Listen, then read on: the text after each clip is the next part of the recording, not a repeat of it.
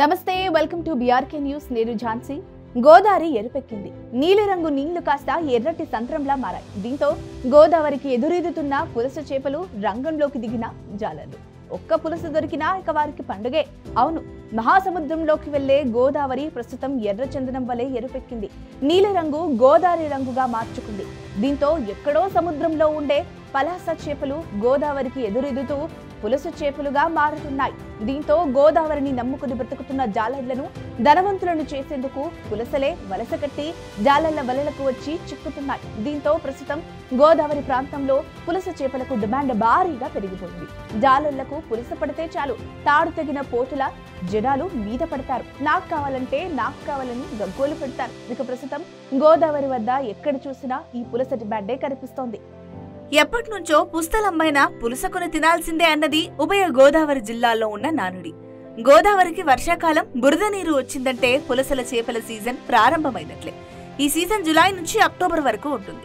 ఈ సమయంలో సముద్రం నుంచి గోదావరి నదిలోకి పులస చేపలు ఎదురెదుతూ వచ్చి ఇక్కడ పిల్లలు పెట్టి వాటితో తిరిగి వెళ్లే క్రమంలో జాలర్లకు చిక్కి పులస ప్రియులకు కిక్కిస్తాయి. ఊర్లలో ఎవరైనా పులస చేపను కొని ఇంట్లో వండుకున్నారంటే ఆ విషయాన్ని ఊరంతా గొప్పగా చెప్తారు. ఆ రోజు ఎదుటి ఇంటివారు 100 యాటలు కోసినా అది చప్పచప్పగా ఉంటుంది. కానీ ఒక్క పులస చేప తిన్నోడు మాత్రం ఆ రోజుకు ధనవంతుడే.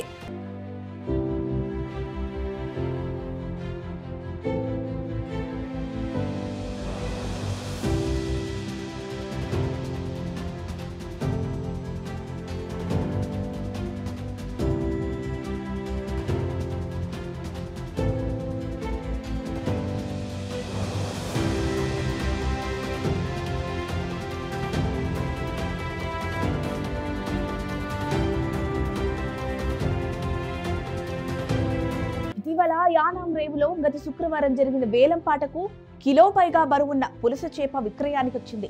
స్థానిక మత్స్యకార మహిళ పొన్నమండ రత్నం 15,000 రూపాయలకు దక్కించుకున్నారు. ఆమె మళ్లీ 18,000 రూపాయలకు విక్రయానికి పెట్టారు. ఈ సీజన్ లో యానాం మార్కెట్ కు పులస రావడం ఇదే తొలిసారి. పైగా మంచి ధర పలకడంతో మత్స్యకారుల్లో సంతోషం కనిపించింది. మరోవైపు మరో పులసను 10,000 రూపాయలకు విక్రయించినట్లు తెలుస్తోంది. దీన్ని బట్టి ఈ చేపకున్న డిమాండ్ ఏ పాటితో అర్థం చేసుకోవచ్చు. తాజాగా గోదావరికి వరద నీరు వచ్చిన క్రమంలో పులస చేప పడితే ముందుగా తమకే ఇవ్వాలని అమలాపురానికి చెందిన ప్రముఖ వ్యాపారి బొడసక్రురు ప్రాంతంలో పులస చేపలు అమ్మే మత్స్యకార మహిళలకు 5,000 రూపాయల అడ్వాన్స్ ఇచ్చారు. ఇంతవరకు అమలాపురంలో ఒక్క పులస చేప కూడా పడలేదు. దీంతో ముందుగానే అడ్వాన్సులు ఇచ్చుకుంటున్నారు పులస ప్రియులు. ఇక రాబోయే రోజుల్లో గోదావరిలో పులసలు కనుమరుగు కావడం ఖాయమని చెప్పారు. అవును, ప్రస్తుతం పులస దొరికింది అని ఆనందిస్తున్నాం, కానీ భవిష్యత్తులో గోదావరిలో ఒక్క పులస కూడా దొరికే పరిస్థితి లేదు. అందుకు కారణం చేపల వేటే. అవును, ప్రస్తుతం గోదావరిలో పులస చేపలు గణనీయంగా తగ్గిపోయాయి. గత కొన్నేళ్ల నుంచి గోదావరి నదిలో పులస చేపల లభ్యత భారీగా తగ్గుతూ వస్తోంది. పులసలు హిందూ మహాసముద్రం నుంచి తమ ప్రయాణాన్ని మొదలుపెట్టి బంగాళాఖాతంలోకి చేరి అక్కడి నుంచి గోదావరి నదిలోకి వస్తాయి. కొన్నాళ్లుగా సముద్ర జలాలు కాలుష్య కారకాలుగా మారిపోతున్నాయి.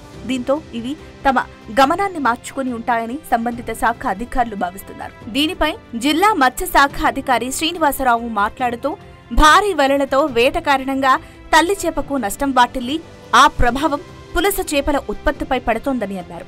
దీనిపై జాలర్లకు అవగాహన కల్పించేందుకు చర్యలు తీసుకుంటామని తెలిపారు.